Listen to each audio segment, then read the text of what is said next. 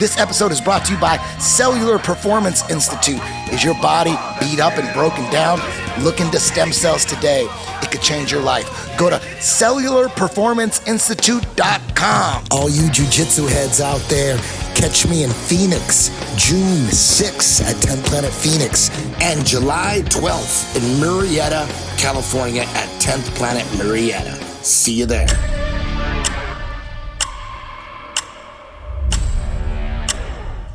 I can't believe I won. And you still got people out there with double masks and face shields and shit. Look into it.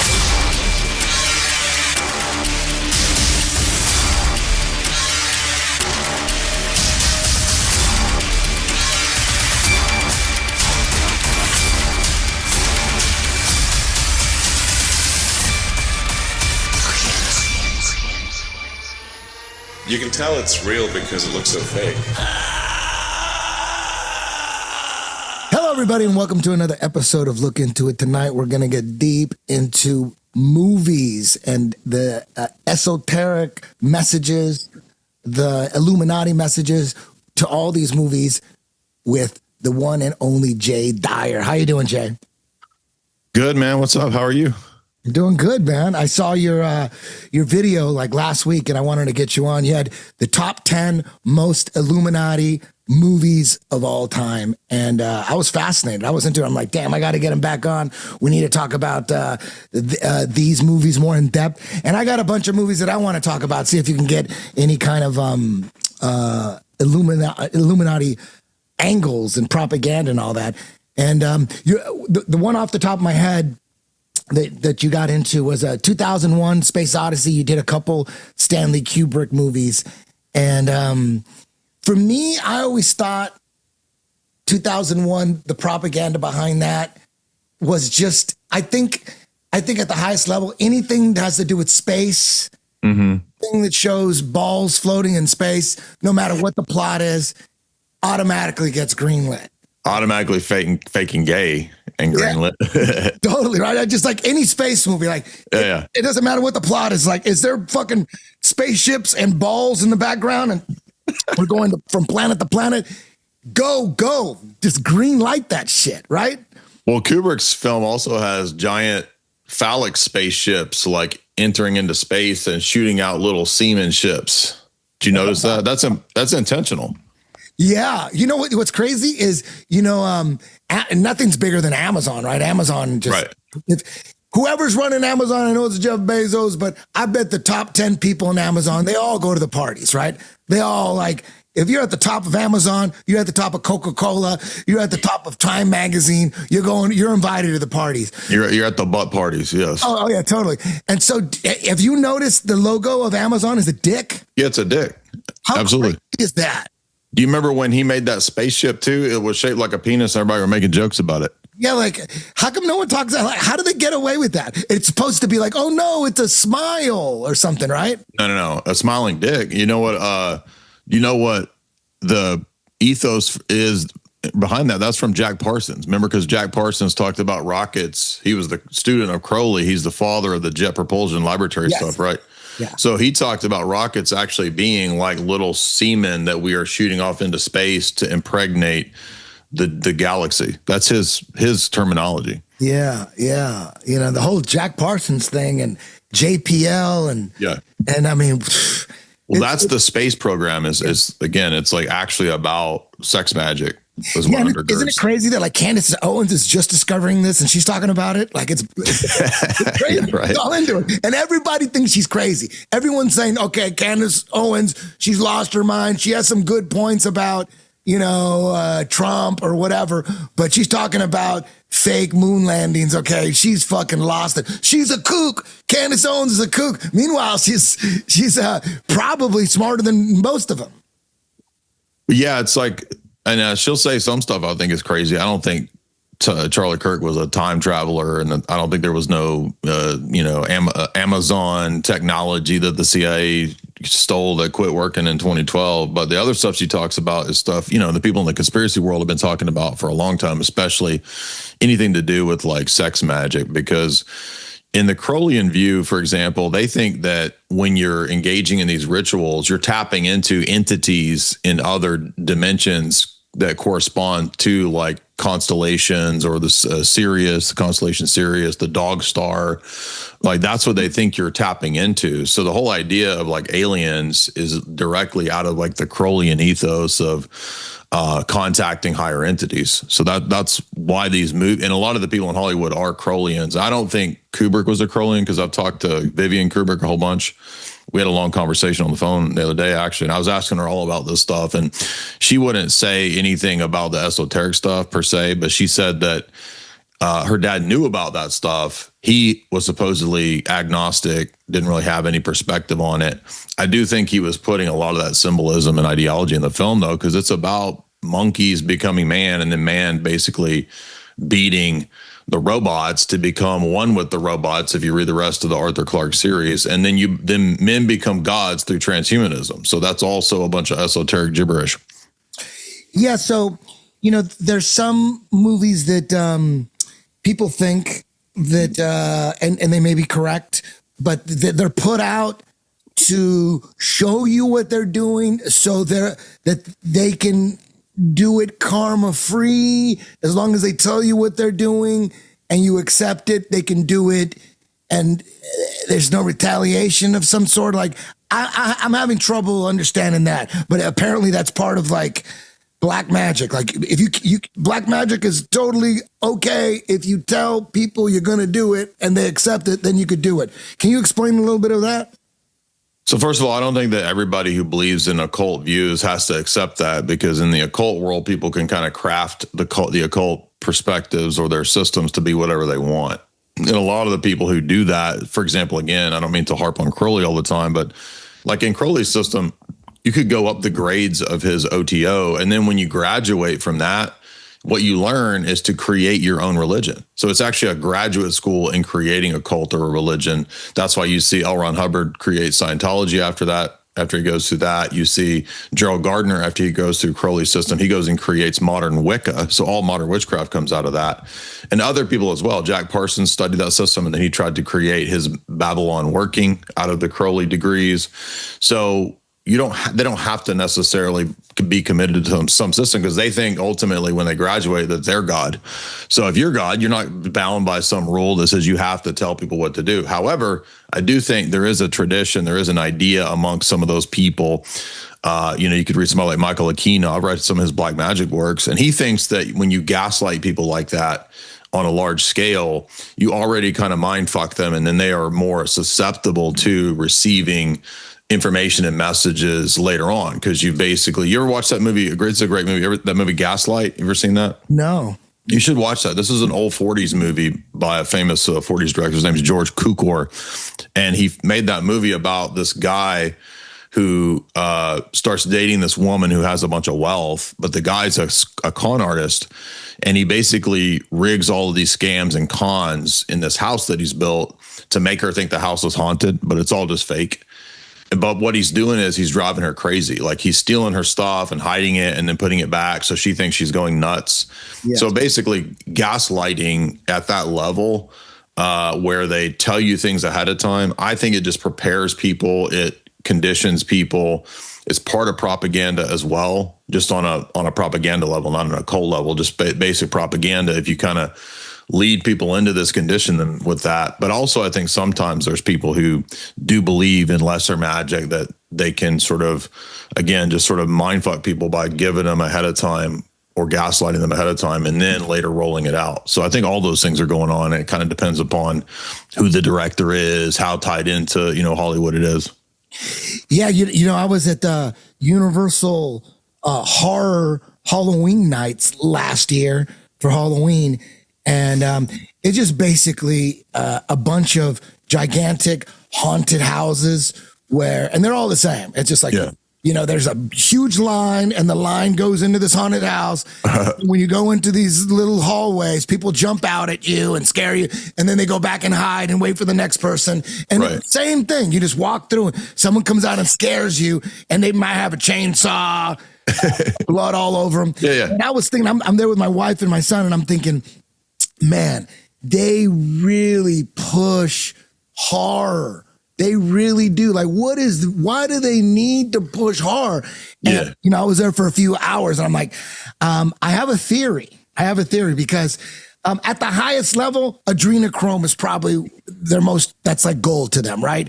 If it's real, if it's like traumatized young blood, baby blood, coming from a traumatized child and living child, apparently that's supposed to be the most powerful form of like elixir or like youth serum, right? That's the theory, right? Like they're drinking adrenochrome at the highest level. And what is it? It's baby blood and traumatized baby blood. Because when you traumatize the babies or the child, there's endorphins that are released. Yeah, like all the stuff's released. So that could be all bullshit. I don't know, but that's what they're saying. That's what the conspiracies, I saw it on YouTube. So if that's true,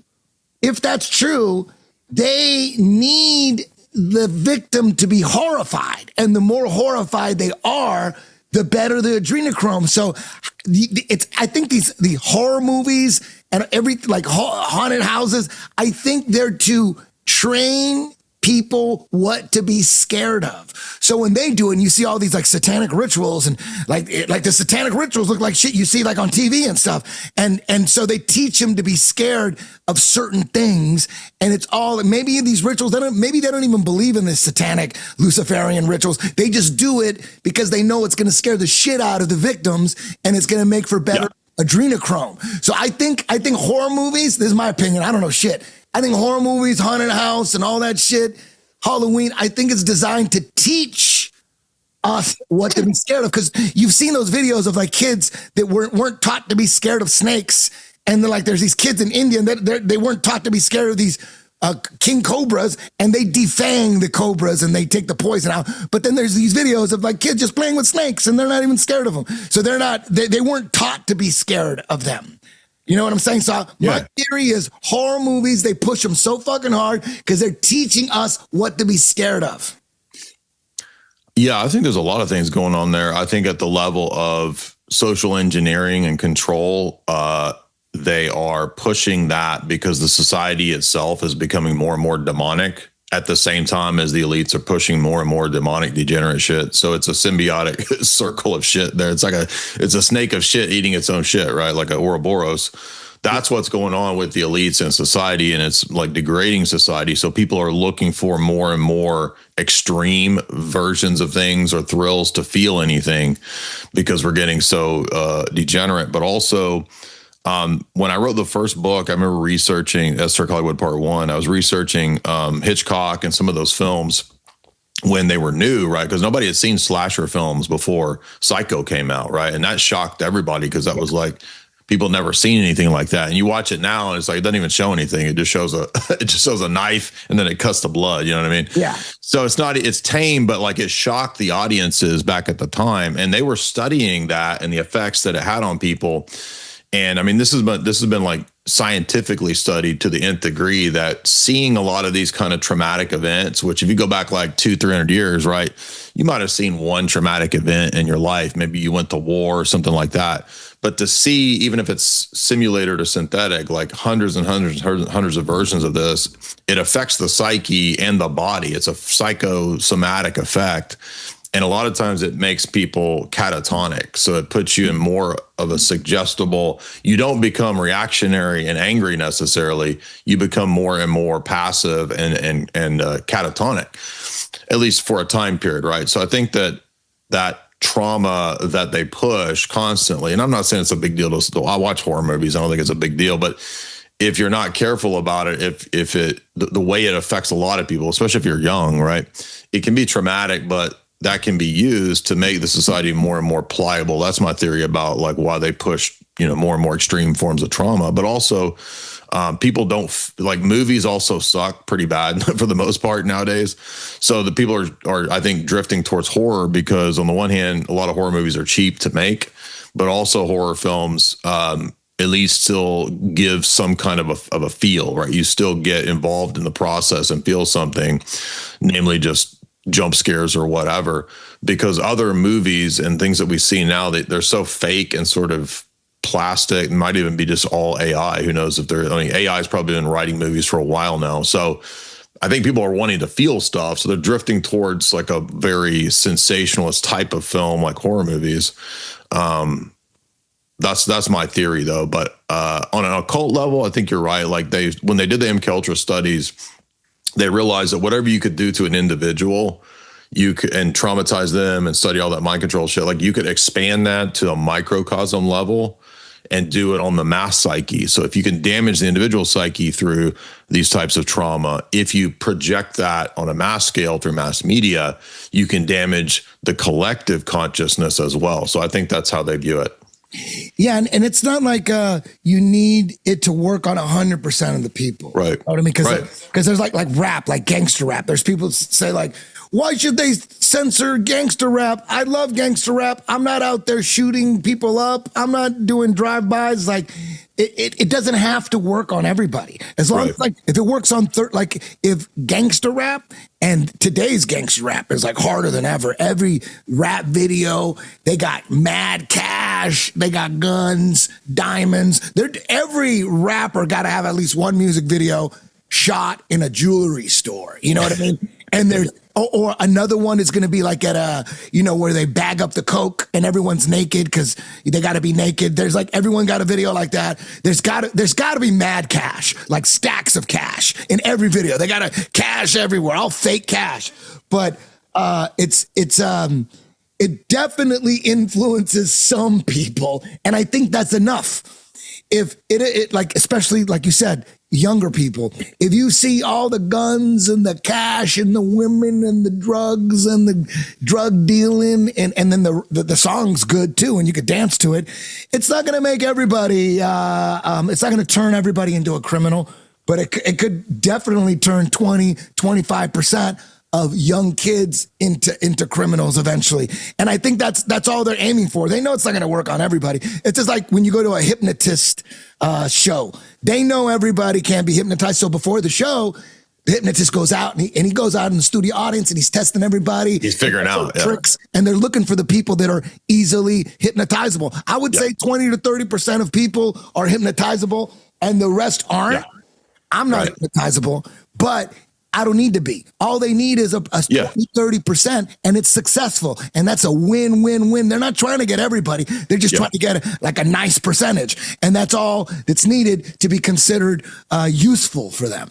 Well, the thing about video games is a great example of what you're saying. And I don't mean to transition out of movies, but the Pentagon helped develop first-person shooters on record because they wanted to figure out ways to train dudes to just immediately shoot without thinking morally, like, should I shoot this guy? They had people had a lot of reticence when it came to shooting people, and even going all the way back to the education system. Like when the Prussians were trying to develop the perfect soldier, they really did a lot of early research in how to perfectly condition a soldier to not have any second thoughts about shooting and to just do it like a reflex. That became the model. The Prussian system of soldiers became the model for the American education system on record. And that same model is the idea behind why they wanted to train people through video games and first-person shooters to have absolutely no moral qualms. You just follow the orders, dude. So that's why, of course, they like AI and drones, because they're not going to, obviously they'll do whatever they're programmed to do, but they were originally trying to program humans to do that. So I think you're absolutely right that what movies do in many ways is try to foist all kinds of propaganda, and they don't have to get the majority of the population, like you said, like good effective propaganda. If it reaches a sizable percentage of the population is successful or significant, especially, for example, they're trying to create crazies, or they're trying to create people that will go out and pop off. Like, you only need a small portion of the population mind controlled, or, like you said, susceptible to that. So yeah, I think that definitely goes on. And all those MK Ultra techniques, that actually comes out of studying like shamans and brujas and brujos, and how they were able to use entheogens and various drugs to mind control people in the cult. And when the CIA studied all that stuff and the shrooms and all that through Gordon Wasson, they were trying to look at how shamans were able to control populations. Damn. and then there's movies like the New World Order needs people in cities. They don't, the people that are self-sustaining, living on their own and farm. That's not good for that's not good. Illuminati don't like that. So they want, I think there's movies that keep people in cities or drive people to the cities. If you absolutely, like, you look at like the movie Deliverance, right? Deliverance is some city folk that go out to they go river rafting in the fucking woods, and then they get butt fucked by everybody's inbred, right? Yeah, humping butts. They're all retarded. The guy playing the banjo, totally retarded. They're gonna fuck you in the ass if they catch you. You're gonna squeal like a pig, and you're dying to get back to the city. Like, the city is is the safe haven. Same thing with like Friday the 13th. They're out in the woods. There's all these kids. You're trying to have fun in the woods. But what you really want to do is get back to the city. Yeah, because this retarded kid is going to chop you up, right? Yeah. And, you want to find the cops. Oh, my God, the cops. We need the police. We need to go back to the city and find the police. And then when you find the police, you find it out there and on it, too. Like, they're in on it. That's the worst. When you think, dude, I was just watching. This is so many horror movies, right? Like, if you think about shit, what was that one I was just watching? The Strangers, right? This new horror trilogy, The Strangers, that whole theme is we're out in the middle of Middle America, Bible Belt, and these people just end up there from the city. And what do you know? The whole city is a bunch of psycho inbreds that are trying to murder people, right? Yeah.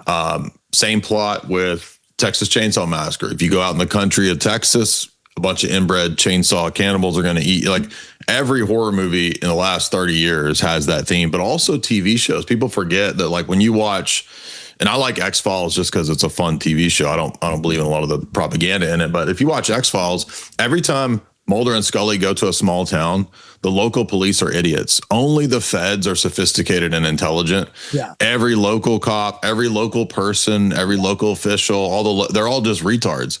Yeah. But only the feds are the most sophisticated, right? And they know philosophy and they know ethics, but everybody in the city is that way, and everybody in the countryside is retarded. That's on purpose, absolutely. Totally. I mean, I don't think every time it's in a plot it's on purpose, but I'm saying, like, overall, this propaganda is everywhere. Just like now you see like 13-year-old chicks, right? They're the heroes of every movie. They can whip everybody's ass. It's just preposterous, but that's by design to invert everything. So mostly what you see in films is propaganda, not just for like the state or for the CIA. There's a lot of that, but also propaganda in terms of gender and confusing gender, making you think that all the dudes are a bunch of pussies and every chick is like some badass, martial arts expert, but all the dudes are a bunch of pussies. Like, all that's on purpose. And it actually began, if you go back in the 2000s, there was actually a lot of commercials that started with that. You would see commercials for products, and the wife runs the house and she knows everything. And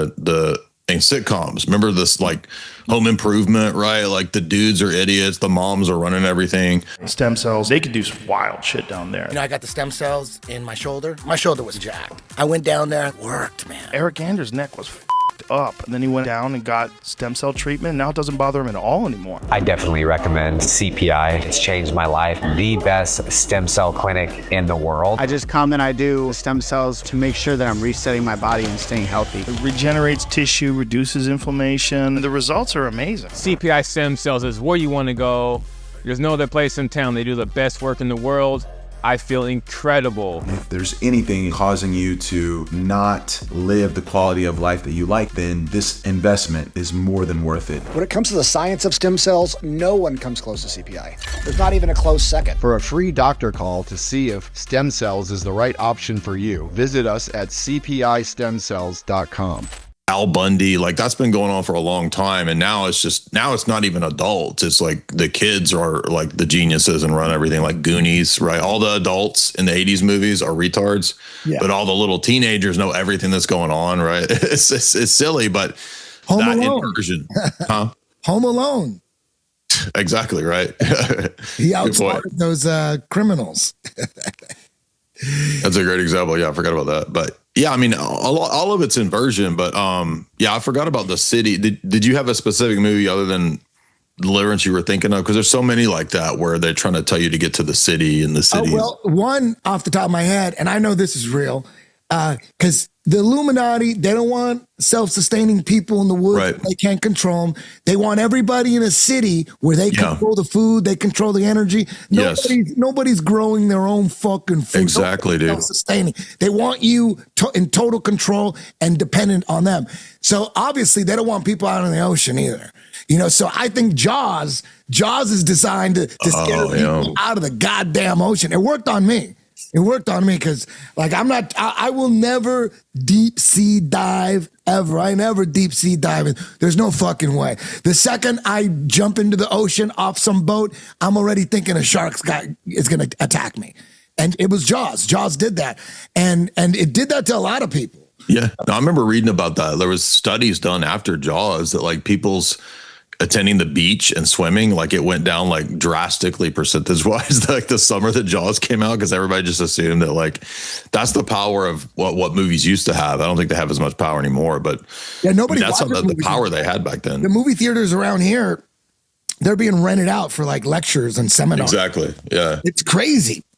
They're not making COVID did a huge number on movie theaters. Like, they just collapsed after COVID. So, and they were some of the biggest supporters of all the COVID stuff. So, I mean, they ruined their own industry, but yeah, I mean, that's a good point about the oceans. And I mean, think back though to the 80s and the 90s, right? They started putting Arab terrorists into the movies. First one I can think of is the Libyan terrorist in Back to the Future, right? Because they show up, they start shooting everybody. Who had even heard of Libyan terrorists in the 1980s when Back to the Future came out? And then you had True Lies.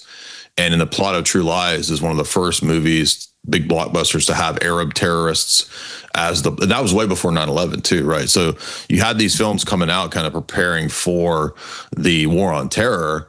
I think the whole James Bond franchise does that too, because in the Cold War, you didn't typically think about it as terror. You thought about it like, oh, there's Soviets and there's Marxist spies everywhere because of the movies and James Bond. And then in James Bond, it transitions in the fiction into an international terror organization called Spectre. And Spectre in James Bond stories replaces SMERSH, which was Soviet counterintelligence. So and that was real. It was called SMERSH by Stalin, and then it becomes Spectre in the stories. And then Spectre is an international terrorist organization. So Ian Fleming was writing about that decades before there was a war on terror. And then we have Netanyahu and a bunch of people meeting in the early 80s at this meeting. It's a very famous meeting. I think Brzezinski was at this big meeting, and they were preparing everybody for the coming war on terror. And then you see Hollywood begin to push these plots and these narratives of a coming war on terror. And then into the 90s, it explodes, right? The closer that we get up to the Big 9 event, there's all these films. And I'm not pro-Islam at all. I've been studying Islam for about 8 years. And I can say, as a person very critical of Islam, that I still think that, that was all prepped for through propaganda.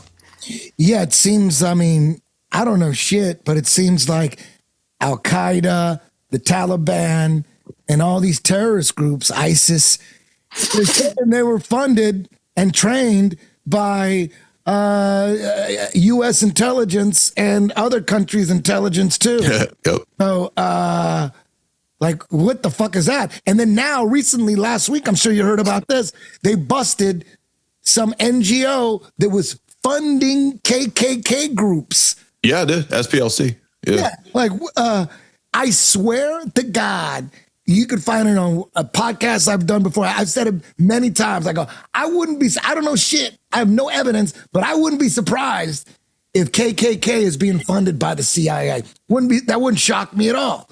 Because it promotes the whole, they need racism. I mean, it's pretty fucking obvious that the deep state, Illuminati, or whatever you want to call it, they promote racism. They want that divide. They want black people to hate white people and white people to hate black people. They want, so it's like it's like a hoax. It's like they're pushing it. They want it. You know, obviously there are racist white people. There are racist black people. But to gather them and to promote them and to build them and pay them to do racist things. Yeah. Come on. Right. Come on. I wouldn't be surprised. I wouldn't be, this the other day, my school's downtown LA, and there was like this nice car parked down the street, and some guys were coming out of it with hoodies and everything, and they were tagging the walls. And I'm like, you know what? Damn. I bet there's a budget for graffiti in a city like probably. Yeah. It's probably like, you know, $10 million a year or whatever to pay for anti-graffiti stuff, like to paint over graffiti. There's got to be a budget for it. So I wouldn't doubt, just like the homeless, they need homeless to keep the money coming in. They can't eradicate homelessness because then the money wouldn't be coming in. So I thought, like, I bet they're paying fucking graffiti artists to go out and spray paint and ruin shit to keep the money coming in. I never even thought about that with graffiti, but that's actually a really perceptive point. And once you realize over the years, and I know you've been knowing this for decades too, like you start to see over and over and over, all of these problems are usually connected to the establishment in some way. Yeah. As if the establishment gives a perspective that they want to fix all the problems. Yeah. But the establishment's existence is predicated on there being all these problems. So they foster the problems. A great example of this, if you remember, is RoboCop. The plot of RoboCop is awesome. If you remember, you got to go back and watch it if you haven't seen it in a while, because I'm talking about the old. It's been 20 years. Oh, you got to watch it. So basically, I'm gonna spoil it, but go ahead. They are creating, this corporation owns the cops, and they're creating these robot cops and AI cops, right, to run everything for on the police side. And at the same time, the corporation is running the gangs and the drugs and the cops. Perfect. So they want the corruption to justify all the corporate funding and that they get, because it's a future corporate police state that they get from all the crime. And they need both. They need the dialectic of all of the police state AI cops, and they need at the same time all the criminals in a, you know, ongoing, never ending war. Just like the war on terror. Remember, they said it was infinite. It will never end. John McCain said that the war on terror is a never ending war because you can never stop terror. So infinite war and perpetual war is the health of the deep state. It's the life of the deep state. That's why we can never stop doing these wars. Once you get, and even people outside of the conspiracy world, even people just in economics, right? People that were critiquing Keynesian economics, they figured out that the whole economic system of the last century, and even now, Keynesianism, is based on perpetual war, because war is the health of the state. So you have to have perpetual conflict, perpetual, as you said, domestic terrorists, racists. It has to be funded. And we said right after Charlottesville, we did a podcast in 2017, right after that happened. And everybody on the, like, yeah, this is obviously a controlled, funded, fed thing, right? We all kind of knew that. We sensed that. And everybody, because I've been listening to Alex since 2003. Alex was talking about fake fed, racist groups back in 2003. That's when I first heard him. He probably talked about it before that, because people started noticing this with OKC, because people forget that Timothy McVeigh, whatever you think about him, whether he was patsy, I think he was probably a patsy, but he was part of that fake Christian identity group called Elohim City, which was a bunch of feds running a honey trap that was behind the OKC event. And Christian identity doesn't mean you identify as a Christian. It's a cult that believes that white people are the lost tribes and that other races of people are the product of Satan having sex with Eve. So the irony is that that's kind of like a Talmudic, it's like a Kabbalistic idea that sex with Eve produced certain races of people. But these Christian identity idiots who believe the serpent seed theory, they're actually believing like Zohar Kabbalistic mythology. So point being is, like, always these groups are always, especially if they're really radical. I put it this way. I had John Kiriakou, the whistleblower from the CIA, on. We did a long podcast the other day. And I basically just went through all of my conspiracy theories. And I was like, do you think this was true? What about this one? What about this one? What about this one?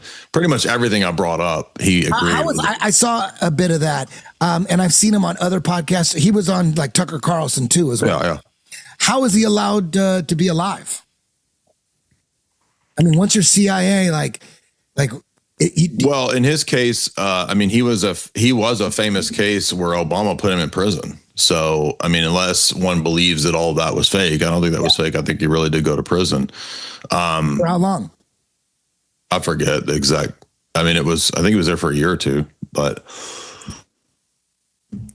I mean, it's like you mentioned last time we did a podcast, Stockwell. You mentioned his CIA. I bought the book and did a whole podcast on it after you mentioned it. Is he still alive? Is he still alive? Yeah, John Stockwell, because he was the main guy I would listen to. But this was back before, right? This was early YouTube days. Yeah, I bought that book and I thought it was really cool. Because I didn't know much about the CIA operations in Africa. So you recommended that, and I went and read it, did a podcast. So I'm just saying, like, I don't really see.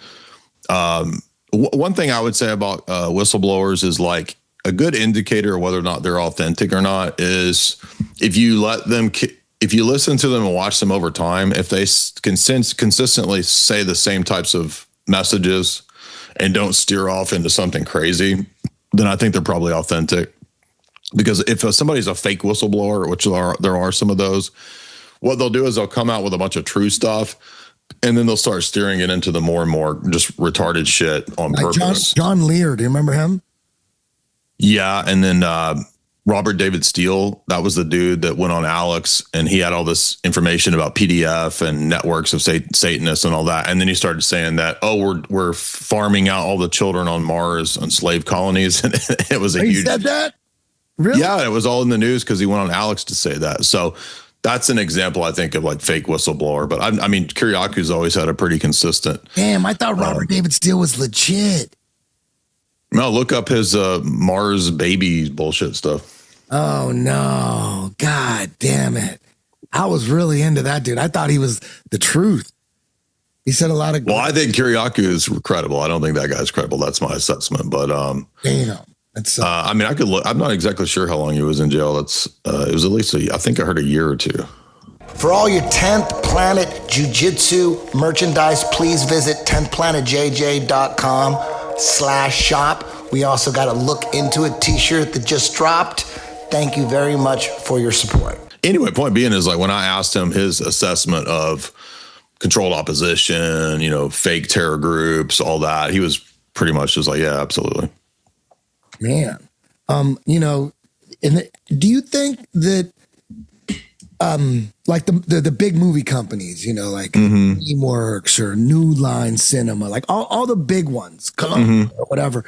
Do you think they, because you always hear about script writers, they sell their script to a movie company, and then by the time the movie comes out, they totally switch the script. They change it so much, and they're like not happy with it. You hear that all the time. Do you think, like, the Illuminati, the deep state, whoever they are, the people at the top running cinema, do you think, like I say, it's probably easier for them to take a legit script written by someone who is considered a legit writer who writes all day, take their script, look at it, and see how they could propagandize it, and then they buy it based on that?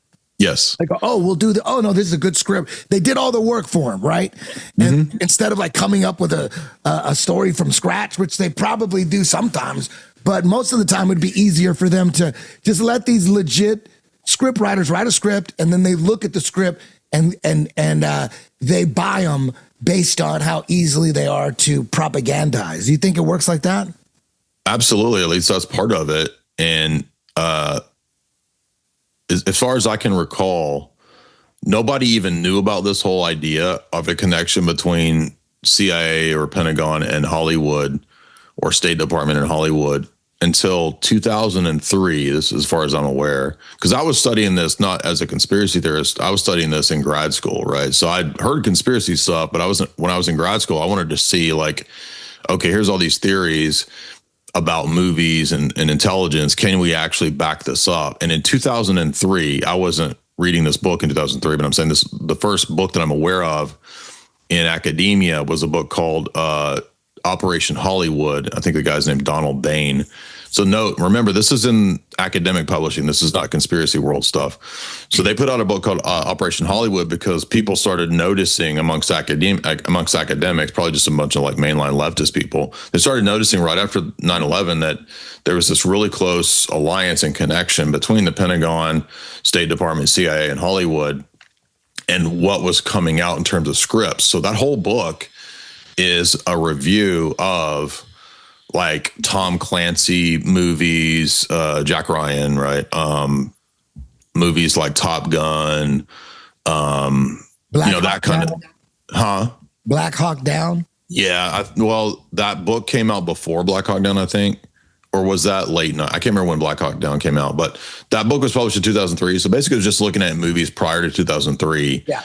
And it was basically saying, and showing all the areas where Pentagon, Army, FBI, CIA, like all of these agencies would critique, they would change the scripts, right? So basically, a lot of times they would say, we want you to present the Navy in a more positive way. We want you to put, recruitment propaganda in the film. We want you to change this person's dialogue.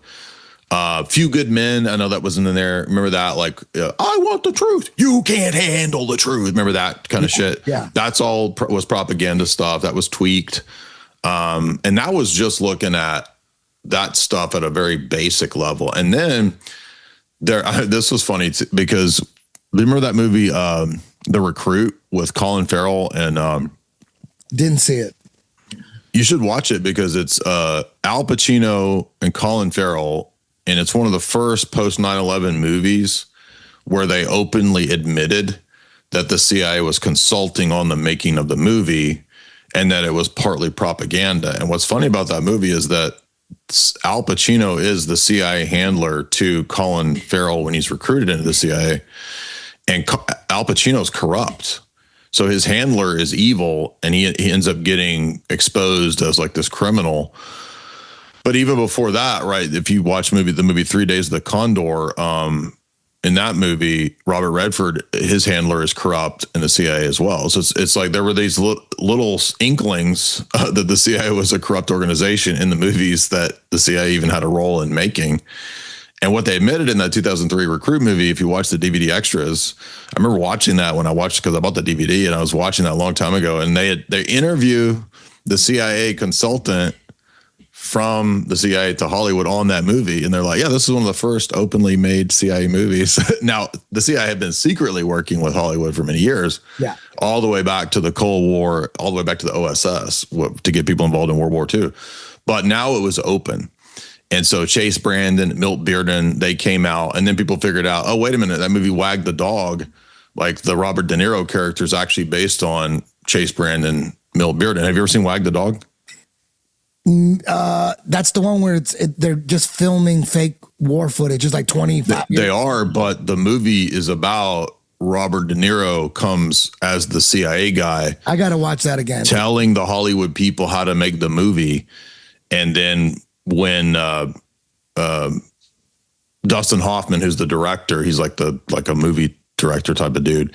When he ends up not making the movie they want, they just assassinate him. It's a crazy movie, but it's very revelatory. In fact, I put that one in the first book. So long story short, yeah, I think this is that's a great window into how there's an elite structure of people at the Pentagon and in Hollywood, and they absolutely work together, and they have for a long time, all the way back to World War II, man. For this third book that I wrote on Hollywood, I went back and got into like archives that they declassified, and like tons of those old era, like noir 1940s people, they were making propaganda, and they were using the Hollywood people as spies even back then. A bunch of those people were working for the OSS and the CIA. It's like Team America. Yeah. They're it is actors as except Team America is way more accurate as satire than you think, right? But it's not just like the Matt Damon, Ben Affleck. Everybody knows like Matt Damon and Ben Affleck were with the CIA because they bragged about it and they talked about it. Yeah. But like George Argo Clooney too, probably, right? Who? George Clooney. Oh yeah, he's the obvious one. Yeah. I think the obvious ones are pretty transparent. Like, and when I was interviewing Kiriaki, he was talking about how the CIA consults Hollywood and what movies and TV shows, and he said, you could look at the Americans, the CIA consulted movie or TV show. It's a great show, by the way. Homeland with Claire Danes, 24, with Kiefer Sutherland, that show. Yeah. Those are all like propaganda for sure. I mean, one of the most propagandized movies of all time was one of my favorite movies, Rocky IV. I mean, that was like in your face during the Russian US. Oh, that Ivan or whatever. I remember that. Is that who it was? Draco was. That's it. Ivan Draco. I think so. Yeah, it was all U.S. versus Russia. Drago is it's Drago. He's it was Dolph Lundgren, wasn't it? Dolph Lundgren? Yes. Yeah. He's all on steroids. He's training like in a science lab, and then he's a super soldier. yeah. And Rocky's training in the snow. He lives in a cabin. Right. He's doing pull-ups in a cabin, and then the whole fight sequence. That's America, dude. That's why when America goes to the moon, they play golf, dude. That's how badass America is, right? Right. What do you think of Artemis? That thing a month ago. Oh, I didn't pay attention to any of that shit. I just assume it's all fake and gay. Oh yeah.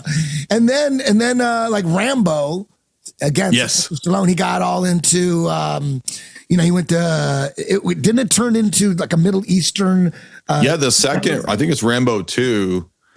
It actually used to, I think they took this out of the movie, by the way. At the beginning of the film, you can still find this on YouTube and like old versions of it. They dedicate the movie to the brave Al-Qaeda fighters, the Mujahideen. Do you know that?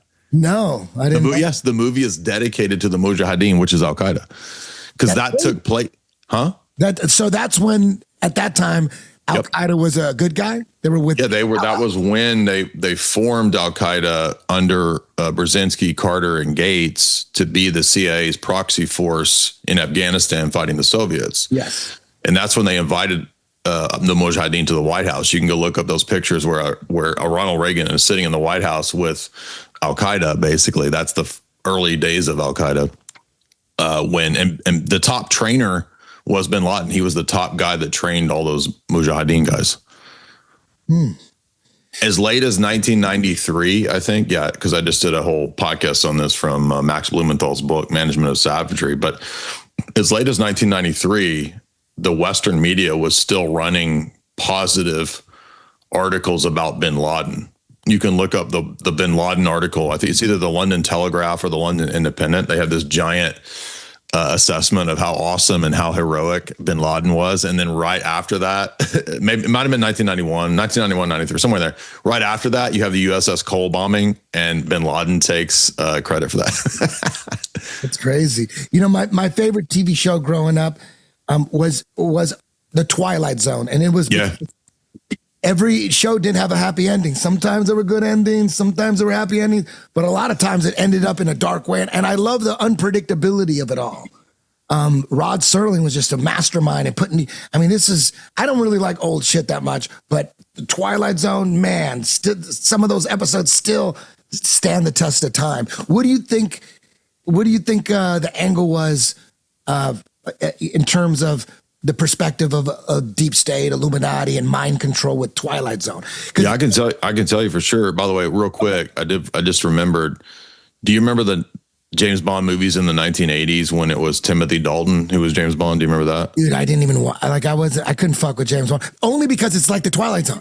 I didn't fuck with comic book heroes. I don't give a shit about Superman, Batman, because they always won. I didn't like the fact that you knew that no matter what battle they were in, they were gonna win, and the good guy always won. That's why I like the Twilight Zone, because you never knew what the fuck was gonna happen. But I'm saying you should watch the 1987 Bond movie Living Daylights, because that whole movie, just like Rambo 2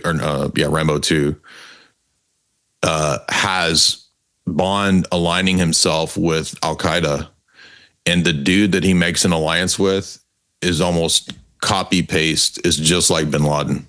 It's eerily just like, and on record. And I might be mixing up. I'm pretty sure that the dedication to the freedom fighters and of Al Qaeda or Mujahideen, it's either Living Daylights or Rambo 2. I think it's Rambo 2, but Living Daylights is another one where you can see the propaganda is like, oh, Bin Laden's a hero. He's a good guy. On the topic of Twilight Zone, I remember some years ago when I was writing the first book, and I think I just mentioned this in passing. I remember watching the episodes and I was paying a lot of attention to the details, especially in season 1 of Twilight Zone. So the first episode is that soldier who wakes up in a float tank, and he's part of MK Ultra, obviously, because he's undergoing mind control experimentation. And it's one of the most famous Twilight Zone episodes. It's where the guy wakes up. The guy it starts with him in a telephone booth, and he's trying to go back to his hometown after he's been deployed somewhere else in the military. And when he gets back to his hometown, there's nobody there. And so the whole film is him trying to like wander through an empty hometown and figure out what's going on. Spoiler alert. And he wakes up inside a military installation in an underground base in a float tank.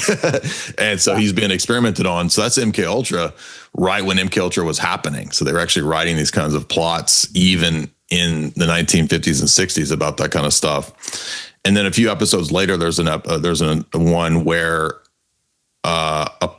a pilot, I think the Air Force pilot, he disappears and then he like reappears and he doesn't know what's happened. Yes, I seen that one. And then he reappears and it's like 20 years later. Yeah. And he's at this at the Air Force airport, and they find him and he's in his like old ass plane, and it's like from World War I. And he's trying to convince everybody he was from the past, but no one believed him. And then he talks about how he was flying before he disappeared. He was flying with his, teammate or whatever you would call his soldier mate. And he was scared because the guy, his teammate, was a beast, and he was like firing at all these Nazis. And then he bailed. He's like, I'm out of here. So he takes off and he goes into these clouds, and now he's 20 years later, and he feels like deep down inside that, man, he pussied out. And then it turns out that he wasn't crazy, and he decided to get back on his plane and try to go back. And then he ended up, before he did that, they have him. It's 20 years in the future, and they're talking about this famous war veteran who's coming to that airport where he was at. And they mention his name. He goes, that's the guy I was flying with. He's still alive. He goes, yes, he's like some famous colonel now. And now, it's 20 years later. It's like, oh shit, he's coming. He goes, yeah, he's coming here now. It's like, oh damn. So they still thought he was crazy, but it was weird that he knew the guy. Like, he knows the guy, but then it turns out he didn't want to face him because he thought like, oh my God, he's gonna fucking think I'm a big pussy, and he's probably gonna throw me in jail or whatever. He's gonna be so mad at me. So he decides, fuck it, go get back on his plane. He fights his way back on the plane. He goes up in the clouds, and then when that guy shows up, they ask him, did you know this one dude, this one crazy dude saying he knows you from, he says, you got your flight. He goes, yeah, the guy saved my life. I was dead. The Nazis had me surrounded, and out of nowhere, he comes in and saves my life. So he did go back and he saved his life. So I remember which one you're talking about. I love it. Well, so it's either that one, and I'm going from memory because I haven't watched these in several years, but it's either that episode or the one where it's in season 1 where there's like a invasion of the body snatchers in a small town or whatever. Before it's either the beginning or at the end of the episode in the credits, it says consulted on by the Department of Defense. Yeah. So the Department of Defense was consulting on and helping to craft some of those stories for Twilight Zone. But that was cool. People like me, I thought when you hear something like that, like, oh yeah, they're going out of their way to make it authentic. We weren't thinking about like, oh, they're making sure it's propagandized.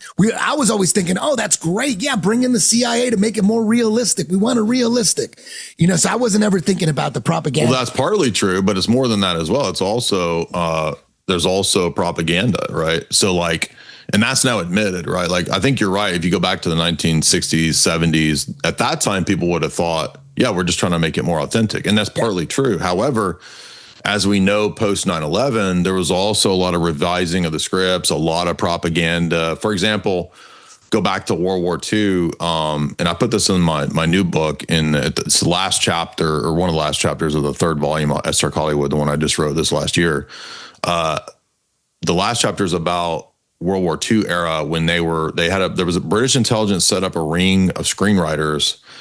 And there was a woman, I always forget her name, but she wrote several movies in the 1940s. And the only point of those movies was to ensure that the American population was supporting World War II.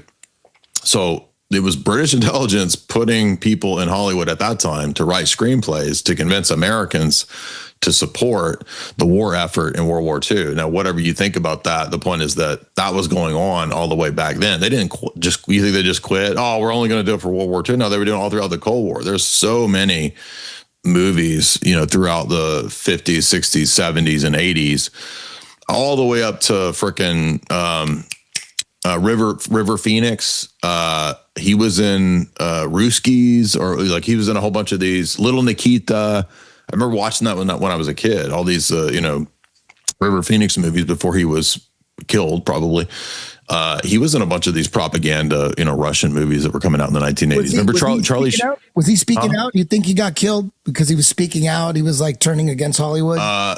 Well, my suspicion is that it would relate to being raised in the Children of God cult, which had a famous PDF scandal.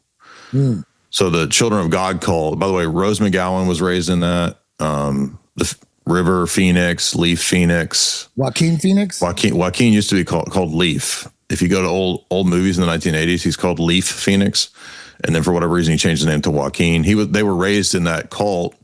I don't know about them specifically being messed with, but the leader of that cult, Moses Berg, was famously a massive PDF.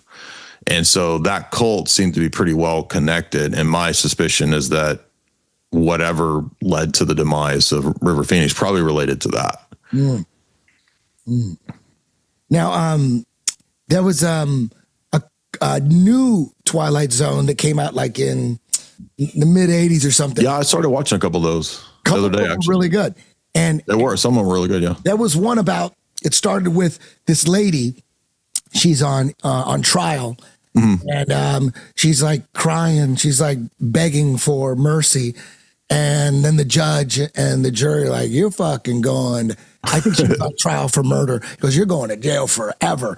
And then all of a sudden she goes, yeah, I'll be back. I'll get revenge. She's like, damn, she went from being a sad woman begging for mercy. And then you saw a little evil side to her. And then they handcuff her, and then they take her to prison. And when she's on this bus going to the prison, it's like out in the boonies.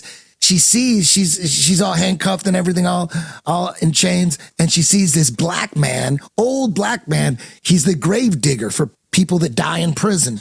He's the one that goes out and buries them. So she looks at him. They show a little scene. She's looking at him. She goes into the prison. She works her way up, cleaning and getting jobs in the prison, and then she finally works her way to working with the gravedigger, black guy. So, and he's like going blind, and he's waiting for this approval for his eye surgery. And she befriends him, and then he trusts her, and she's just trying to manipulate him. She got this grand plan of escape, and she's going to use him. So he gets this letter, and it's he's either going to find out that his eye surgery got approved or rejected. So he can't find it. She hides his glasses. So he's looking for his glasses. She goes, no, I'll just read it for you. Here, give it to me. I'll just read it for you. And she reads it to him, and they approved his eye surgery, but she said they didn't. And he's fucking sad. He starts crying. And she said, listen, I'll fix your eyes. I got a lot of money. I got a ton of money. I'm wealthy. He goes, really? He goes, yeah, I'm going to pay for your surgery. You just got to help me. He goes, how? He goes, you got to help me get out of here. And he goes like, how the fuck are you going to do that? So she says, the next time somebody dies, give me the keys to get into the coffin room or whatever. So he gives her the keys. She goes, the next time someone dies, they ring a bell, like for whom the bell tolls. They ring a bell. And the plan was the next time she hears that bell, whether it's in 5 days or 2 months, that's her cue to go into the casket room, get in the casket with the dead person. He's going to go out the next morning and bury them and then come out and unbury her and then set her free. That was the plan. So, man, I don't know how much time goes by, but the bell goes off. It's the dead of night. She goes to the prison. She's got the keys, and she sneaks her way into the room where they keep the coffin that they're about to bury. So she sneaks in the coffin. She lays next to the dead person. They fucking take her and bury her. So now she's buried out in front of on the side of the prison, away from the prison. So she's just waiting there for him to come back later and dig her up and set her free. And she's waiting and she's waiting and she's talking to herself. She's waiting and praying, and he's taking forever. And it's taking so goddamn long. So she starts going crazy. She could barely breathe. She's like, fuck her. Where the fuck are you, motherfucker? Where the fuck are you? So then she lights a match and she wants to see the dead person next to her. And guess who it is? Who? The gravedigger.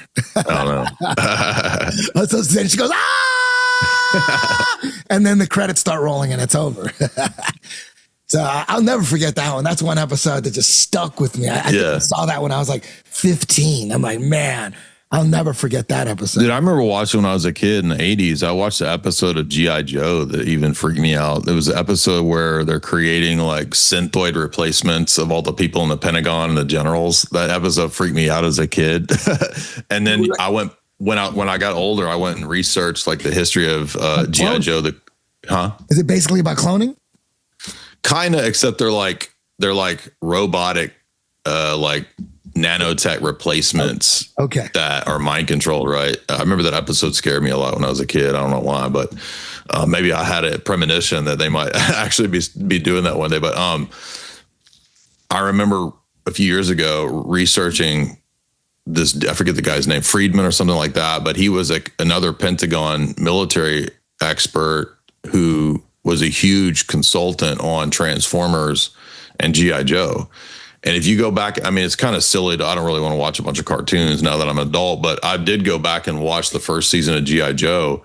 And dude, there's episodes about MK Ultra. There's episodes about HARP. There's episodes about nanotech. There's episodes about all this shit that, like the Federal Reserve. There's a whole episode where Cobra says the Federal Reserve is making fake money. So they have the villain as the one saying what's true. Isn't that crazy? Yeah. So in situations like that, where they're telling you, they're telling you what they're doing and what's going on, like MK Ultra, chemtrails, all that shit.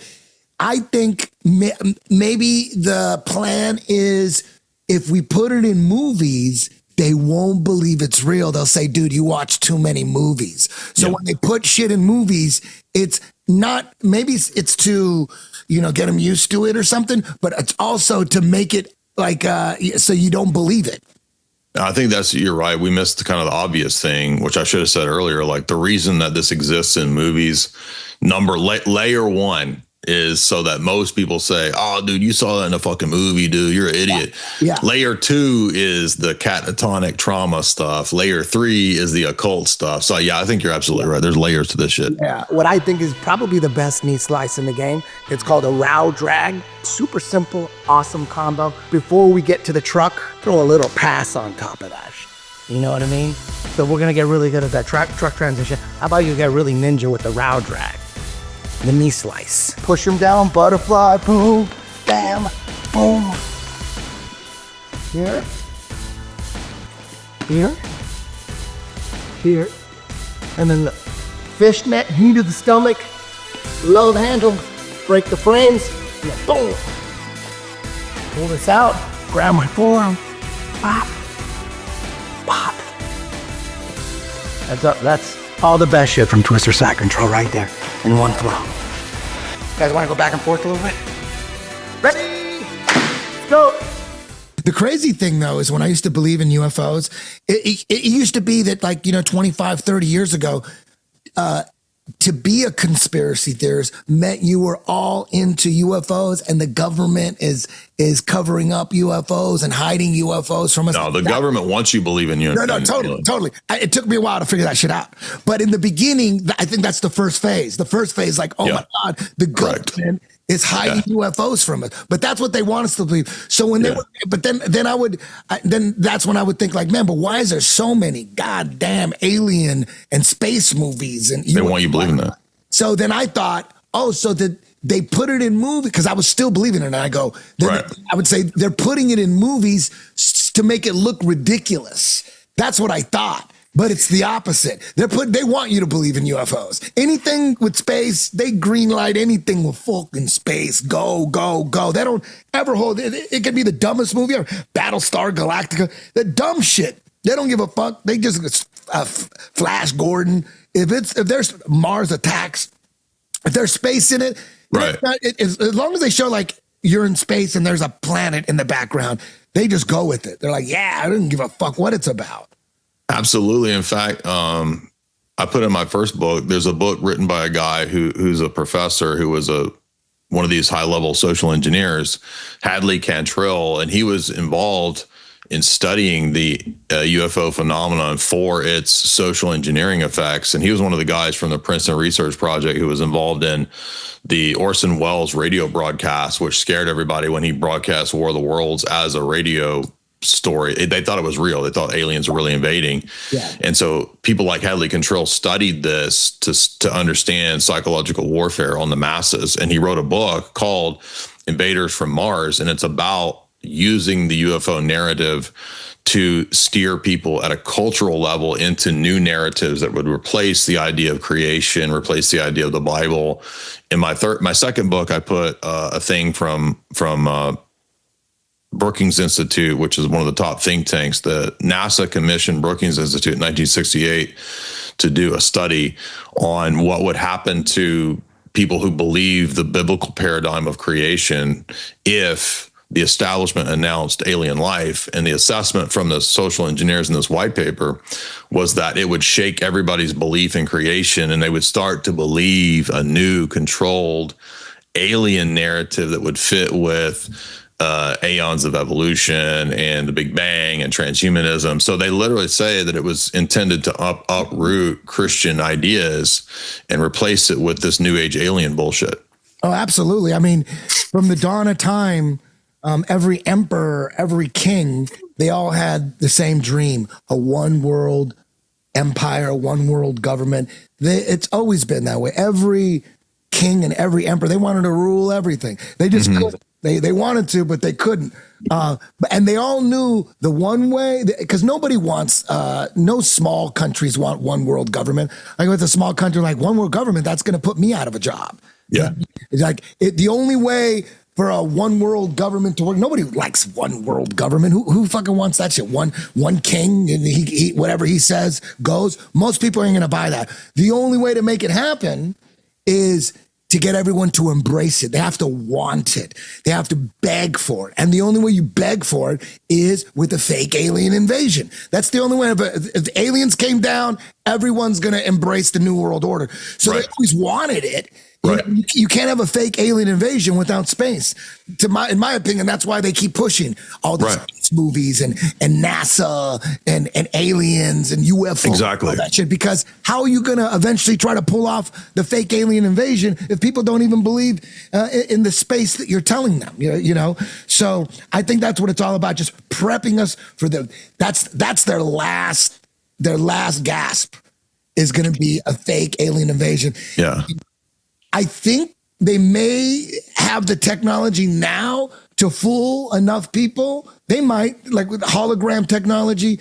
All you need is the holograms they got now, you go to a football game with the Baltimore Ravens, they got this fucking crow flying around and shit. And it looks real. Right. So can they, but I don't think they're confident enough in it. Because if they were, they would have already done it. I don't think they're like, no, dude. Because once they do it, they can't do it again. It's just like COVID. Can't do COVID again. You did it once, it ain't never gonna happen again. No one's gonna fall for that shit again. You did it once, that's it. That was your only COVID. There ain't gonna be no more COVID. So I think you're right. Like if they're gonna roll out something that big, it's gotta they want to make sure that they've assessed the populations belief in that, right? So like, I think a lot of this fake disclosure stuff that's coming out where the Pentagon's saying, oh yeah, by the way, there are aliens and all this and that. So fake. When they put that shit out, they're seeing, okay, what's the reaction? Are people buying it? Yeah. We have a crisis of like, people don't actually believe the establishment anymore because they lie so much. So how are we going to get everybody to believe this? So I think they've lied too much. So there's a crisis of confidence in the establishment. So it's difficult to convince people of this stuff when the official outlets are just known as constant liars. So I think it looks like, the last 2 years with all these hearings and so-called whistleblowers, like it doesn't look like people are they're not wowed by it, right? It's like, it's not having a huge effect. So I don't even know if there's enough support of the idea of belief in aliens and UFOs or even interest to do that kind of a big psyop. They're going to have to do something like hologram of some big ass alien ship, and they're going to have to blow up the White House with it, like a laser. It would have to be like massive. Yeah. And then at that point, you're going to be, if you don't believe in it, you could be arrested, that you're anti-American or something. So remember I noticed, I read through Cyber Polygon. Remember Klaus talked about that one day we'll have Cyber Polygon, which will be 10 times worse than COVID. He said it was the internet, apocalypse. And if you read Schwab. Yeah, this was one during COVID. He said, you think COVID's bad? Wait until we have Cyber Polygon, which is the collapse of the internet. And, you can watch all the slides of the presentation. I went and watched it and did a bunch of podcasts on it. Man, what's that about? Explain that. The collapse of the internet? Sounds... so they basically ran a bunch of exercises and they war gamed what happens when terrorists take down the internet. That's Cyber Polygon. Yeah. And they ran these exercises with like IBM and the Pentagon and the World Economic Forum and all these entities. And the most enlightening aspect of the exercises was towards the end of it, where they discussed that anybody who questions the narrative, they call them info terrorists, information terrorists. Yeah. So that's what they want to be. Info denier. Mm-hmm. But not just denier, terrorist. Yeah. So they want to take terrorism from the war on terror, and now it's info terror. If you say things against the narrative, it's because you're supporting online terror. Yeah, that's smart. I like that. Mm-hmm. If I was an Illuminati, I'd be like, yeah, give me. That'll work, yeah. Yeah, good one, dude. Hell yeah. Fucking info terrorist. Yeah. Yeah, it's like, fuck. Now, in regards to Eyes Wide Shut, do you think Kubrick was trying to bust the elite out, or what angle do you think what was the purpose of that? Like, and then he got killed, right? Because they took 20 minutes out of his cut.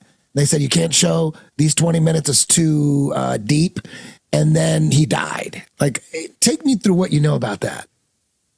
So I don't have any set theory on this because I don't know, and I haven't seen what was cut. I don't know if anybody has. Roger Avery was just on with Joe Rogan, a few months ago, and he theorized that it is relevant and it could have led to the demise of Kubrick early. I asked Vivian about this, and she said she's not aware of any plot or anything like that. But she's very reticent to kind of talk about her dad's work. She's probably sick of talking about her dad's work, but I don't know. But I do think that just the film itself, what we have itself, is like extremely revelatory. I mean, and it's been picked apart. We've been picking it apart for over 10 years. Like, there's so many details and clues that now it's not hard to figure out, right? Post Epstein, like, we all know what's going on. And I just did an interview with Dasha Nekrasova. She was in that popular TV show that she just got canceled from, and she made her own movie called Scary of 61st, which was loosely based on Epstein stuff and Eyes Wide Shut. And her movie came out, I think, 4 or 5 years ago, but it was before all the last Epstein email stuff came out. And basically everything in her movie theorized basically that Epstein was kind of running this sort of, high-level blackmail operation that was also like Eyes Wide Shut. Yeah. And so we kind of theorized that that's like the real understanding of Eyes Wide Shut. Like Kubrick was telling us basically Epstein style stuff in 1998. And I wouldn't have a problem believing that made him, you know, not the best friend of a lot of people in the establishment. Yeah. Yeah. But I don't know for sure what happened to him. But I mean, if you're making movies like that revelatory, that's pretty. And by the way, it's not just Eyes Wide Shut. Like a bunch of his films have this theme of exposing elite PDF stuff. Tom Cruise is in it, and Nicole Kidman, right? Mm-hmm. And I mean, they're in it. So they're Scientologists. Mm-hmm. L. Ron Hubbard. It seems like are trying to expose what's going on and try to. Well, according to Vivian, so trying to get people to accept it. So I don't think Stanley was not a Scientologist. So she says that she believes that he had premonitions about stuff and that he had a little bit of psychic abilities, but he wasn't involved in any cult or occult stuff, according to her. And she says also people have a misconception that he was a leftist because they think everybody in Hollywood's leftist, but actually he was more on the GOP conservative side of stuff. Mm-hmm. So she argues that like he was not promoting establishment narratives willingly. There was times where obviously he would have to work with this or that group to get something filmed. Like, 2001, when they came to him when he was a young filmmaker, he was like, yeah, of course I'll work with NASA or whoever. But she argues that he was a sincere opponent of corruption, which I think is a plausible thesis. Mm-hmm. So I don't think Eyes Wide Shut was made as an establishment movie. I think he really was, criticizing the establishment. And again, it's super revelatory, like sex cults, Epstein style stuff, blackmail. I mean, it's all there. Assassinations by essentially what we call the Illuminati, right? I mean, I don't know of any other. That was my number one, like, movie exposing everything, hands down. I can't think of a better one. I mean, there's plenty of good ones, that expose stuff like Network or They Live, Conspiracy Theory with Mel Gibson. But I think the most revelatory is Eyes Wide Shut. Now, what do you think is the most conspiracy accurate movie?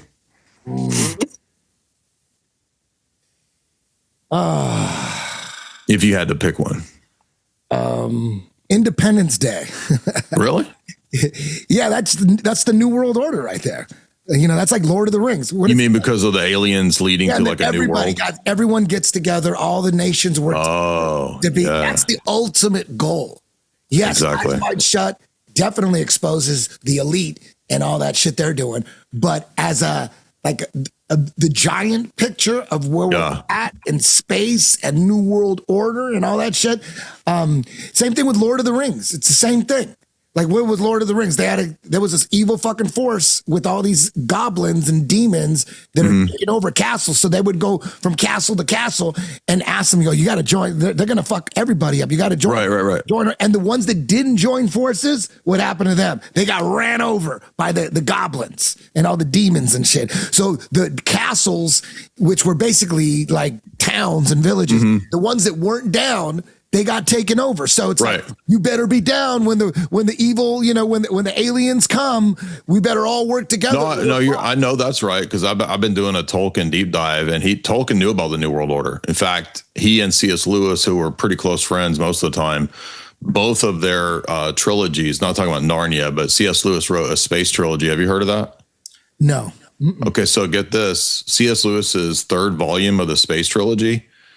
It's about the aliens are actually demons and they're setting up a world government to depopulate everybody. Isn't that crazy? So the whole book is about the New World Order and depopulation through a fake alien story.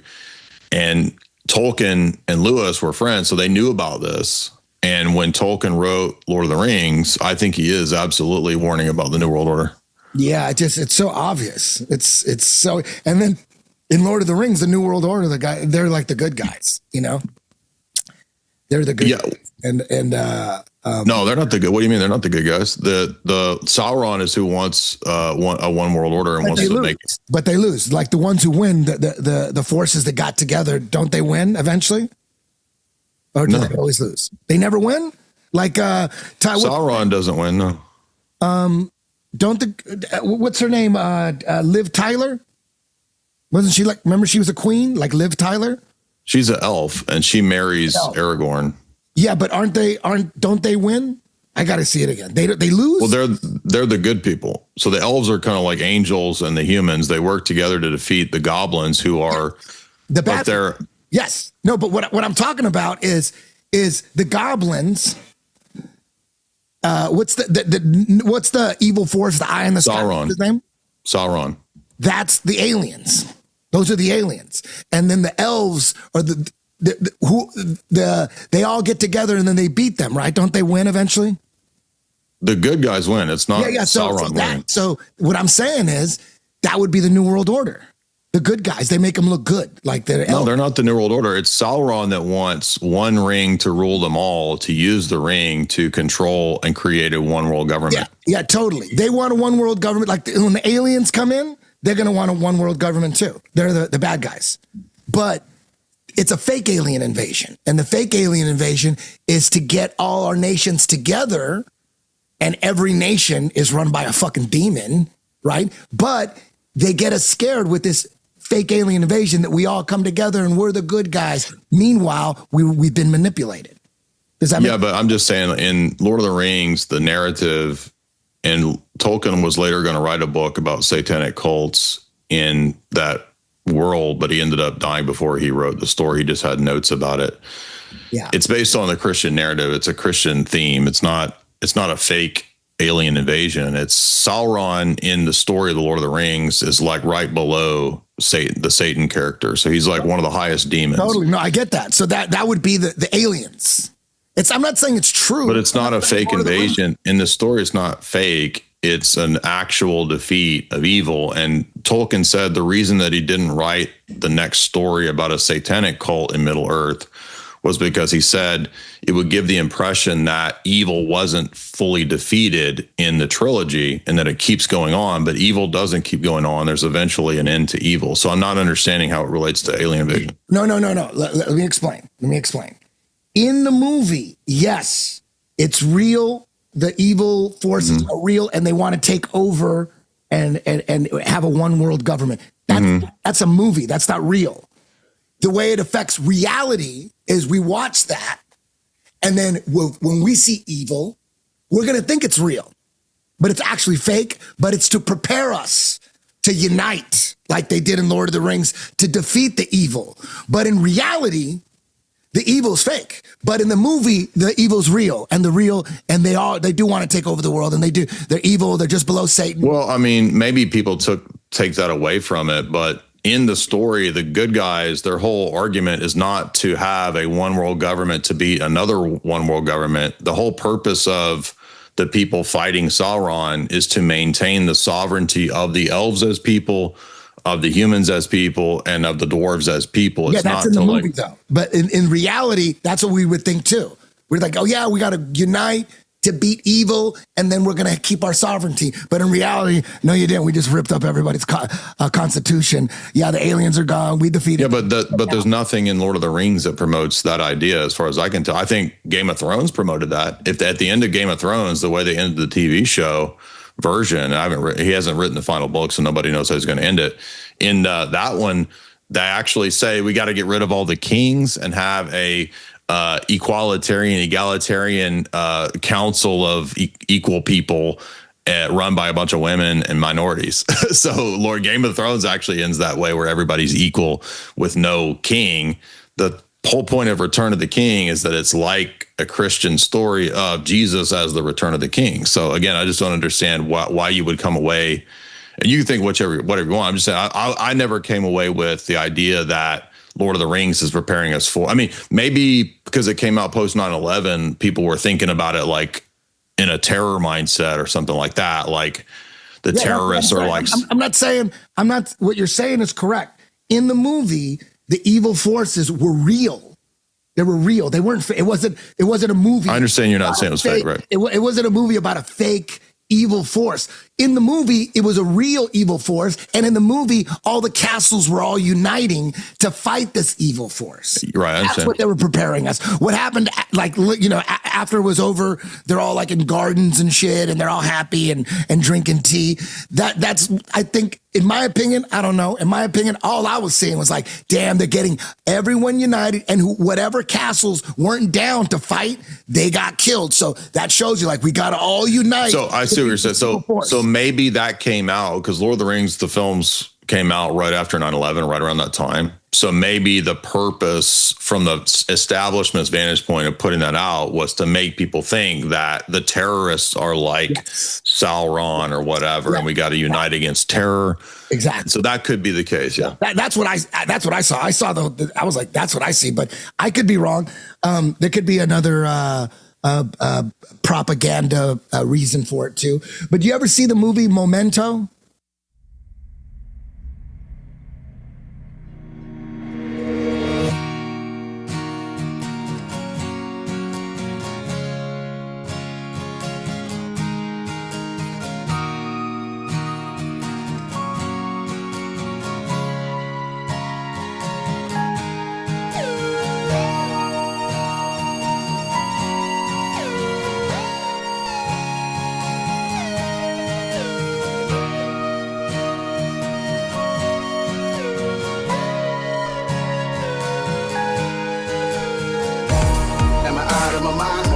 Time. Too late to retrace, instead of take a retake the pictures real quick until the flash on, yeah.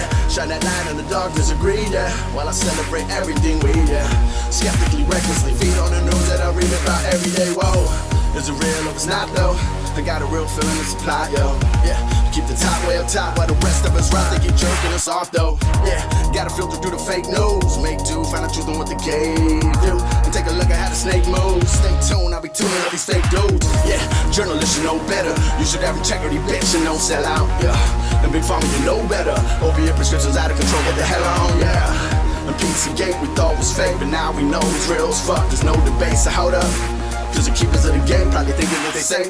Drowning for no waiting to guilt, keeps them awake. Yeah, shit about the chicks and the snakes cover their trails. Peeling off the layers of filth all into place. And I bet you can't imagine the shame, this ain't no game, no. Turning every stone for show to let them know there is no escaping the faking your way home. It's time to meet your maker, I'm hoping you die slow. Hope you die alone, you bitch, you know, so yeah. Hope you die alone, this bitch, you know, so yeah.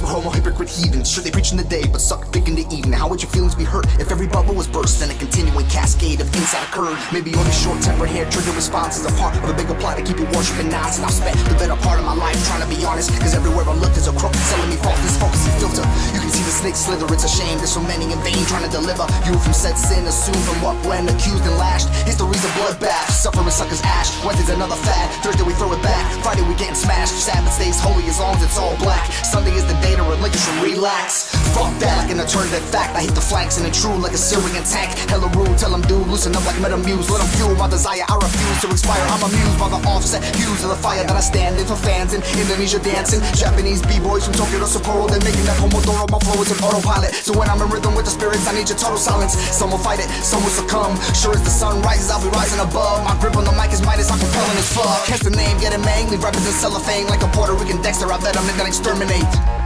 Yeah, like a Puerto Rican Dexter, I'll vet him and then exterminate.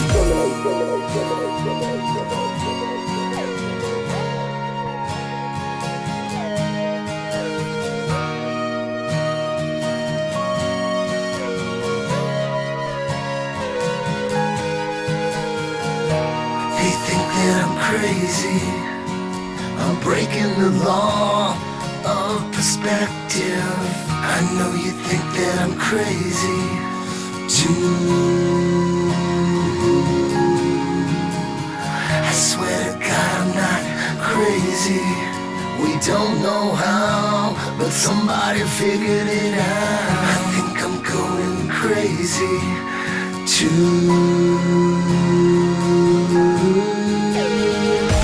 They think that I'm crazy. I'm breaking the law, yeah, breaking the law. I know you think that I'm crazy too. I'm not crazy, no. I'm not crazy, no.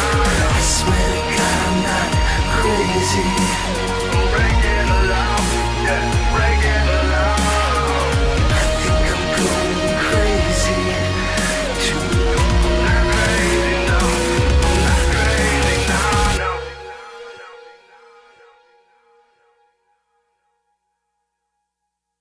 Leonard, look, you have to be very careful. Why? The other day you mentioned that maybe somebody was trying to set you up, get you to kill the wrong guy. Oh, well, I go on facts, not recommendations, but thank you. Lenny, you can't trust a man's life to your little notes and pictures. Why not? Because your notes could be unreliable. Memory's unreliable. Oh, please. No, really. Memory's not perfect. It's not even that good. Ask the police. Eyewitness testimony is unreliable. The cops don't catch a killer by sitting around remembering stuff. Right. They collect facts. That's not what I'm saying. They make notes and they draw conclusions. Facts, not memories. That's how you investigate. I know. It's what I used to do. Look, memory can change the shape of a room. It can change the color of a car. And memories can be distorted. They're just an interpretation. They're not a record. And they're irrelevant if you have the facts. Memento with Christian Bale, yeah. I wish there was a panel of people we could trust, and you would be like the head of the panel of, you want to watch a movie, you're with your wife, you're with your girlfriend, you're with your family, you want to watch a movie that has zero propaganda. I don't want no fucking propaganda. I wish there was a list of movies that was approved by 12 people in the council, 12 people where they're like, dude, everybody watched the movie and they're like, this looks like a legit actual story with zero propaganda. You know what I mean? I want to, that's the one good thing about AI making movies. This is the one good thing, because up until AI made movies, all the movies had to go through the DreamWorks filter, New Line Cinema, Columbia, UA Pictures, or whatever. These giant movie companies, that's the only movies we really saw. There was some indie films too, but where do you find indie films? Most of the big movies, you go to the movie theater, you go to ArcLight, you go to Regal, they all go through the big houses. And by the time it gets to you, it's propagandized to shit. So the good thing about AI is anybody's going to be able to make a movie now.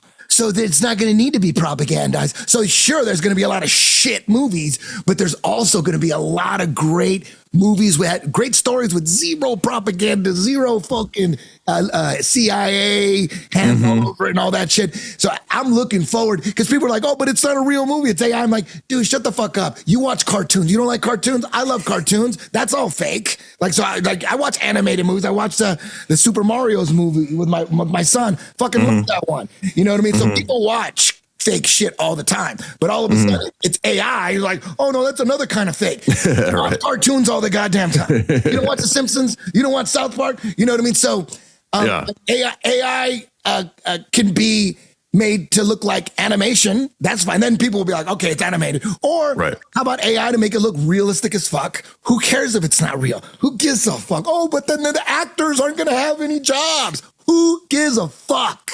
I just want movies without fucking propaganda in them. Give me a good story, and not like some typical cookie cutter bullshit. Yeah. That's what I'm looking for with AI. Anybody's going to be able to make movies now.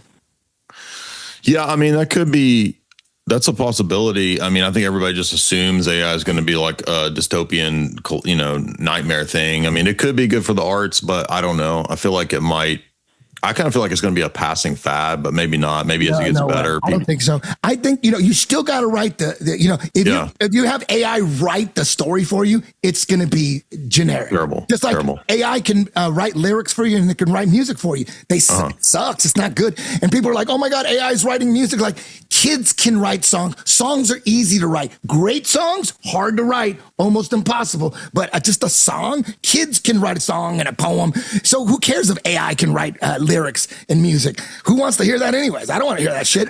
But if you could write a script and put all these director's notes in a script and just stick it into AI and it's all your words, it's your script, and AI turns it into like a $500 million looking movie, how is that bad?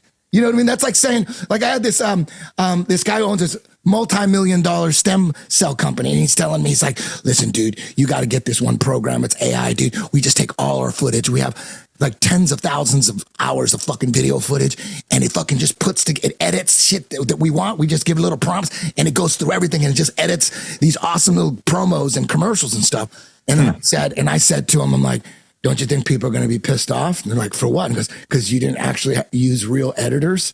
And he's like, who gives a fuck? Like, why would we be caring? And I just said that I was being sarcastic. You know what I mean? Because I'm for AI. You know what I mean? What I do with AI for music, I've written a shit ton of songs for the last 35 years. Yeah. Sitting in my computer, these MP3s, old demos that I did back in '88, doing nothing. And now I could upload that song into Suno, and then it pops up a beautifully produced version of the song, still the same lyrics, still the same chord progression. It's the same song.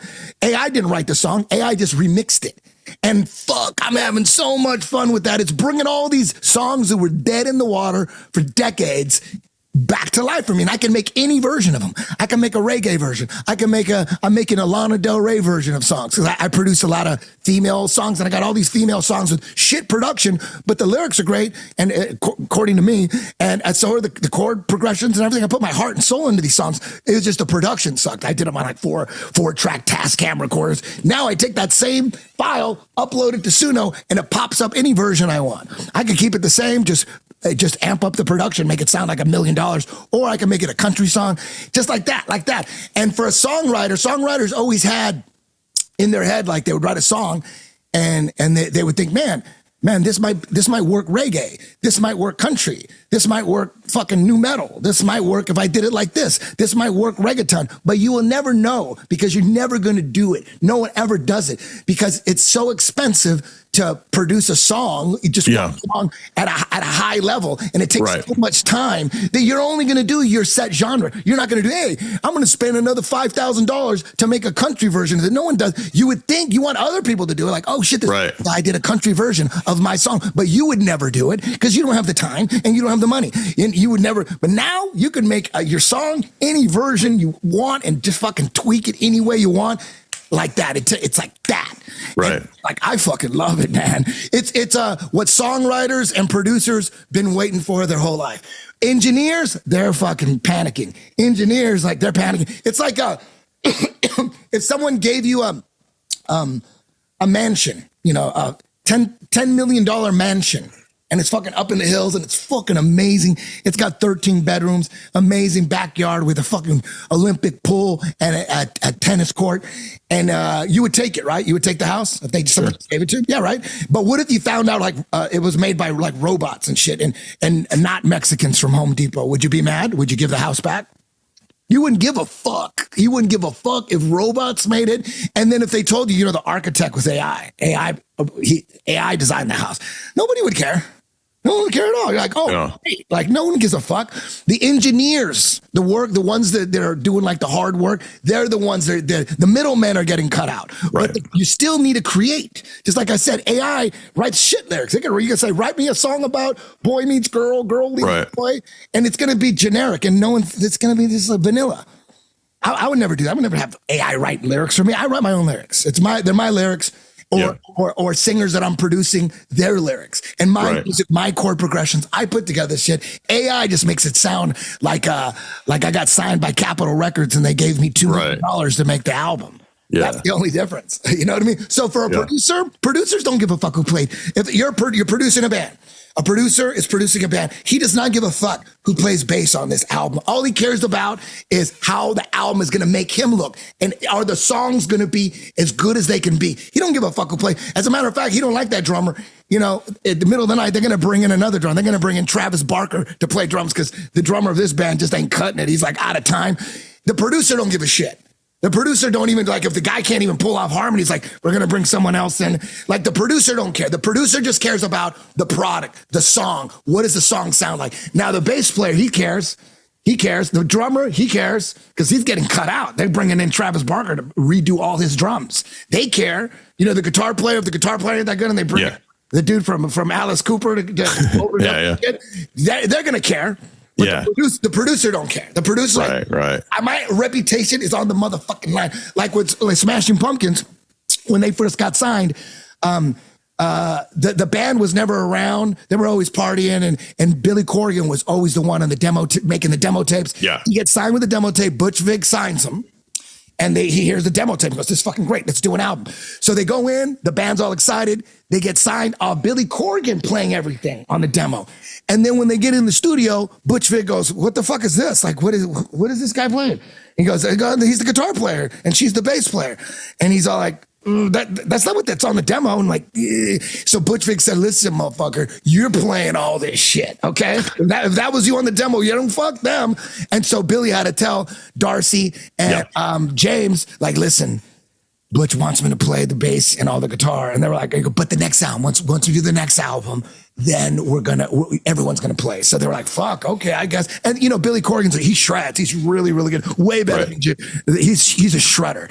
So they understood. And Darcy's not that great of a bass player. So she kind of understood. She goes, oh, the second album, then we'll all come back. So by the time before the second album was worked on, Butch Vig did Nevermind Nirvana. That blows up. That's the biggest album in the fucking world. Now Butch Vig is a superstar producer. He's the hottest producer in the world. And now his next on his list is like doing Smashing Pumpkins' second album. Because the first album he did with them was like the biggest indie album. Yeah, I had that one. I had all those. Gish, right? Yeah, that was the biggest indie album, but it wasn't like massive. But then he goes from Gish, Smashing Pumpkins, big indie album. Then Nirvana wants Butch Vig because he did Smashing Pumpkins, big indie album. Right. Nirvana blows the fuck up. Go through the fucking stratosphere. And now they're going to do the Smashing Pumpkins do their second album, Siamese Dream. So now Butch Vig's fucking reputation is on the line. So now they're going to do the album. Now Darcy and James think they're going to play on the album. And then Butch goes, they're not fucking playing on this album. You're playing everything on this album. So that's where the fucking, the rift started and all the divide. Because even on Siamese Dream, Billy played everything. As far as the guitar and the bass goes, of course, Jimmy Chamberlain on drums, he's a master. I mean, Billy Corgan can't play drums. But as far as the bass and guitar, Billy played everything. And then, of course, he sang most everything. Right. So my point was AI. Yeah. All the producer cares about is how good the final product is, you know, and that doesn't mean everyone should think like that. You know, if you're a bass player, you should be like, dude, I want my bass line to be on. This is my shit. Yeah, and I get that too. But AI is for creators, people that are creating. Because if you can create something and have AI fucking make it sound like a script, can you imagine sticking a script into AI and it's all your words, it's your storyline and everything, but all of a sudden the visuals look like there was 300 million spent on it. That's a good thing in my eyes. That's not a bad thing. That's a good thing. As long as the story's good and the script is good. Yeah. No, I see what you're saying. That's a good point. I mean, I think it's definitely going to be a lot of positives. I just worry that they're going to like shut shit down before people have the ability to use it for that. You know what I mean? Like, we get some kind of. It's so close. Yeah. Close, man. I got guys really trying to master and there's improvements like every other day. There's like a new and it's improving like at an AI speed, like AI. It's like exponential. It's like exactly nuclear bomb supposed to work. In theory. Hey man, I'll probably have to go pretty soon, but I'd love to, if you want to do it again, I'd love to come back anytime. I fucking love you. Man. This was an awesome talk. Likewise, dog. Awesome podcast. Let's do it again. Anytime. we got way more movies to get to and TV shows, man. Thank you, dude. And you have a good night. You too, Eddie. Thank you so much. Thank you. The Jiu-Jitsu Dojo is the ultimate training ground for life. Jiu-Jitsu will accelerate the evolution of your being, your consciousness, your soul. Through this amazing art, you will prove to yourself that you can master anything you set your mind to. Happy birthday, Eddie Bravo. I leave for Brazil tomorrow. Are you the Fear Factor guy? I'm like 6 pounds over. Time to sweat it out. Just imagine someone that has no idea how different your game is.